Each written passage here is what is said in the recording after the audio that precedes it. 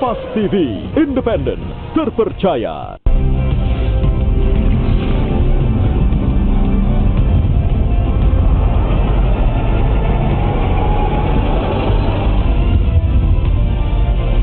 Kompas TV, independen, terpercaya.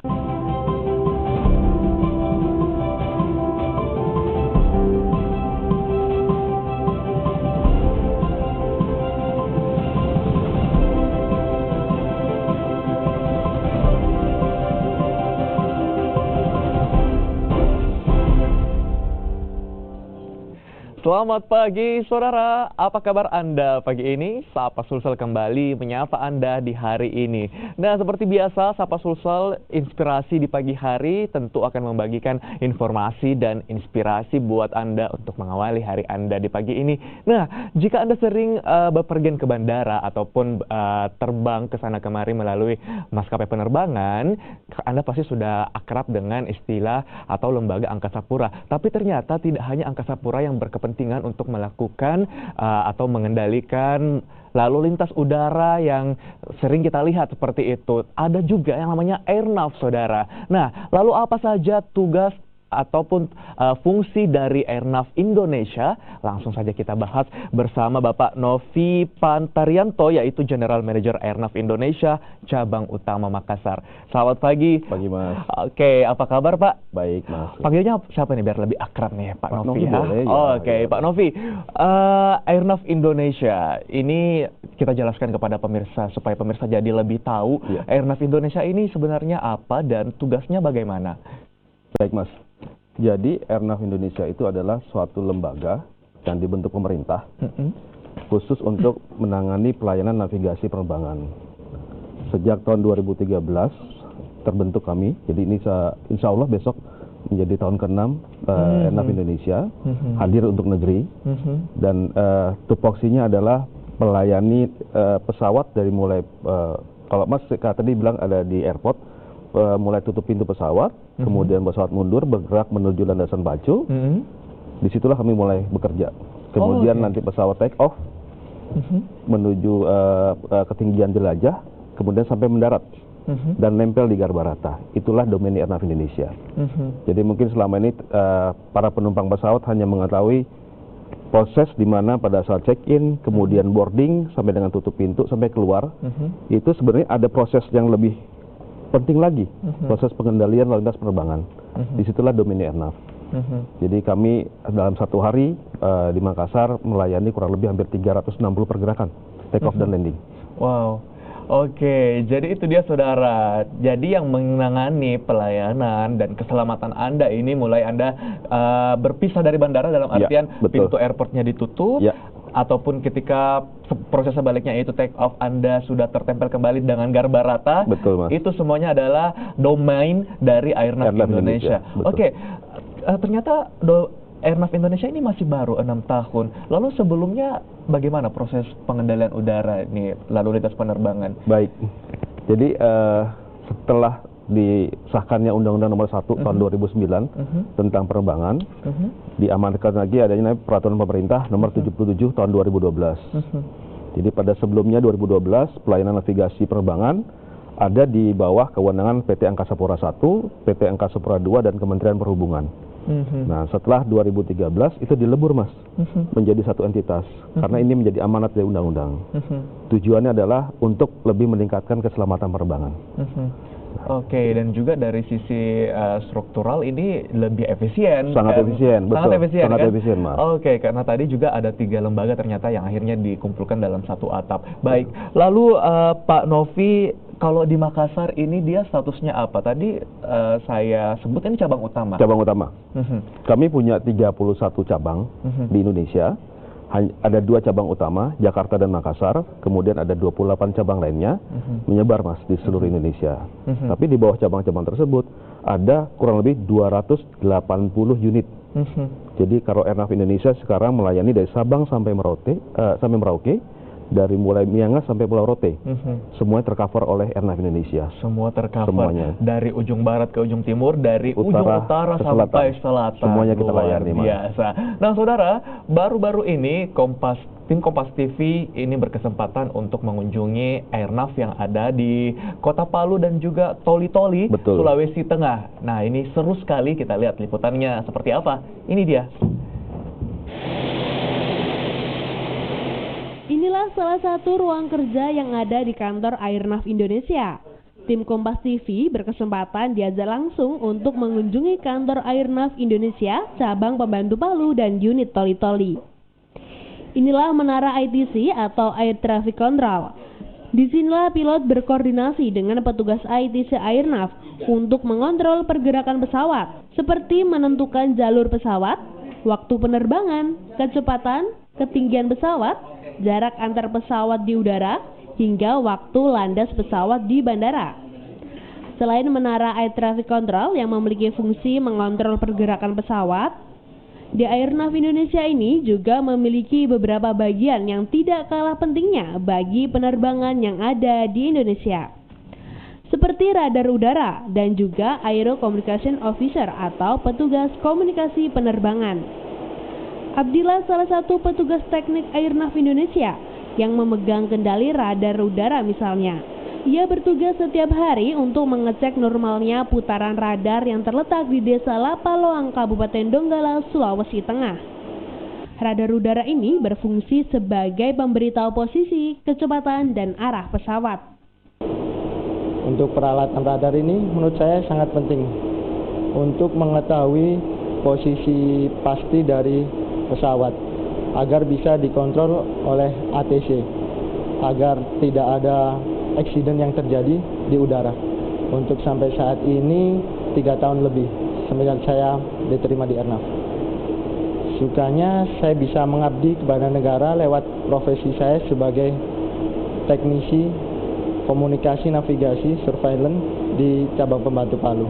Untuk Bandara Mutiara Sis Al Jufri Palu sendiri melayani pergerakan pesawat rata-rata 40 kali dalam sehari, baik untuk kedatangan maupun keberangkatan. Ya, kehadiran Airnav Indonesia di Palu tentu lebih meningkatkan dari segi pelayanan terhadap keselamatan dan keamanan penerbangan.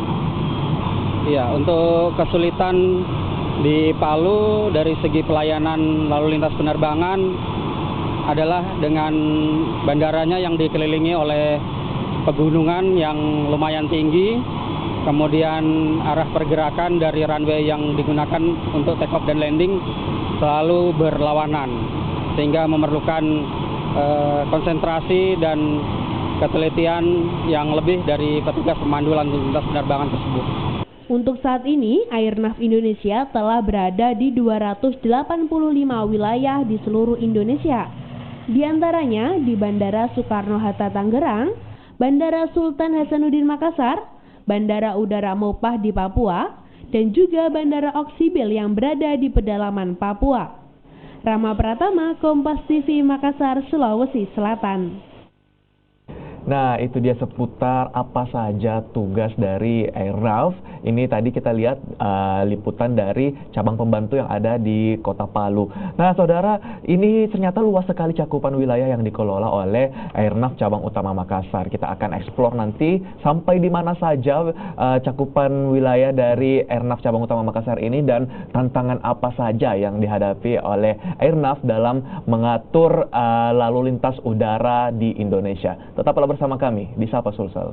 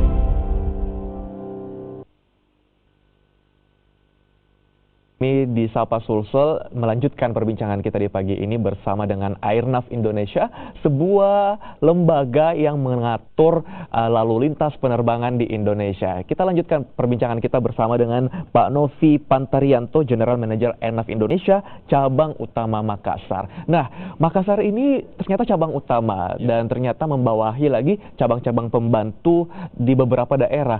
Sampai di mana sih domain dari cakupan cabang utama Makassar ini, Pak Novi? Baik Mas, kewenangan kami itu di wilayah Sulawesi Selatan, Sulawesi Barat, dan Sulawesi Tengah. Tadi barusan kita lihat liputan Selatan, di Palu. Barat, dan Tengah. Iya, jadi ada 15 unit kerja di bawah kami, 2 cabang pembantu dan 13 unit kerja. Nah, secara umum itu yang ada di bawah kami langsung. Tapi untuk pengelolaan ruang udara lapis atas, saya bertanggung jawab dari mulai atas Yogyakarta, ke utara, ke arah Tarakan, kemudian ke timurnya sampai perbatasan Papua. Paling utara lagi ada Manado sampai ke Brisbane. Jadi 2/3 wilayah Indonesia itu ada dikontrol oleh Makassar. Cabang utama Makassar. Iya. Wow. Jadi saya sampaikan kepada pemerintah daerah bahwa ada aset yang sangat strategis yang dimiliki oleh Airnav Indonesia berlokasi di wilayah Sulawesi Selatan. Hanya ada 2, Mas. Jakarta dan Makassar. Dan Makassar itu satu hari dilintasi oleh kurang lebih 2.000 pesawat terbang lintas. Wow. Domestik maupun internasional. Dan kami juga mempunyai kerjasama sangat baik dengan Kohanutnas sebagai unsur pengamanan wilayah udara. Jadi pada saat ada pesawat militer, pesawat asing yang tidak berizin, itu kami akan koordinasikan dengan Kosek Hanutnas 2, Kosek Hanutnas 4. Jadi sangat strategis, Mas. Oke, jadi ternyata saudara Makassar, Sulawesi Selatan ini posisinya sangat strategis. Memang kalau dilihat dari peta, letak geografis Makassar memang cenderung atau memang relatif berada di tengah-tengah Indonesia. Betul, Mas. Itulah kenapa mungkin perannya juga cukup besar seperti itu. Oke, Pak Novi, berbicara tentang infrastruktur, masyarakat umum yang biasa ke bandara ini melihat ada sebuah menara pengawas. Dan ternyata tadi kita sempat berbincang saudara ini ketika break, ini memang ternyata disitulah Airnav ini bertugas seperti itu. Itu apa saja Pak yang dilakukan di sana? Baik Mas, jadi tower itu atau air traffic control tower itu bagian terkecil dari sistem kami. Jadi setiap bandara itu harus ada towernya. Nah, selain tower kita punya nama lagi pelayanan APP, approach, proses pendekatan dan tinggal landas. Kemudian nanti ada lagi satu unit kerja namanya ACC, Area Control Center. Disitulah unit yang melayani untuk pesawat terbang lintas. Hanya ada 2 sekali lagi saya bilang, Jakarta dan Makassar. Baik. Dan Sulawesi ternyata menjadi tempat pilihan kami untuk melayani penerbangan tersebut. Oke, nah itu dia saudara. Sekarang kita sudah punya gambaran bahwasanya memang fungsi dari tower yang ada di airport ini memang memiliki peranan yang penting seperti itu ya Pak ya. Oke, lalu tantangan yang selama ini dihadapi oleh pihak Airnav dalam menjaga ketertiban lalu lintas udara apa saja itu Pak? Sampai dengan saat ini kami masih terkendala dengan jumlah SDM yang terbatas. Terus terang input SDM yang harus kita rekrut itu hanya dari beberapa lembaga, tidak bisa dari lembaga umum. Seperti dari Sekolah Tinggi Penerbangan Indonesia, Akademi Teknik Keselamatan Penerbangan, hanya ada 3, Makassar, Surabaya, dan Medan. 1 tahun mereka hanya bisa meluluskan maksimal 100 orang. Sementara kebutuhan kami lebih dari itu. Itu isu utama. Yang kemudian adalah peralatan, Mas. Dengan lokasi yang sangat tersebar, saat ini saya mengendalikan 21 radar. 21 radar di seluruh wilayah tadi kerja saya bilang sampaikan tadi. 2/3 wilayah Indonesia. 2/3 wilayah Indonesia. Ada 21 radar itu. 21 radar, saya punya 21 pemancar radio extended range, termasuk sampai dengan di Papua, di Biak sampai Sentani, dan 21 ADSB. Ini kendala kami karena lokasinya beberapa terpencil, Mas. Jadi sangat menyulitkan untuk perawatannya. Aduh, ini ternyata besar sekali tanggung jawab yang diemban dari Airnav Indonesia cabang utama Makassar. Kita saksikan di layar, saudara, ini adalah cuplikan bagaimana sebenarnya pihak Airnav Indonesia selaku lembaga yang bertugas untuk mengatur lalu lintas penerbangan di tanah air. Ini kegiatan apa ini Pak Novi, boleh diceritakan? Ini adalah ruangan operasi kami, di mana di sini dilayani oleh pelayanan radar, jadi surveillance. Di ruangan ini kita dapat melihat target pesawat dari mulai arah, kemudian ketinggian dan kecepatan. Dengan digunakan radar, makanya untuk itu separasi bisa dilakukan secara minimal ya Mas ya, 5 nautical mile. Kalau non radar kita bisa gunakan sekitar 10 menit atau 80 nautical mile. Dengan radar bisa efisien sekali.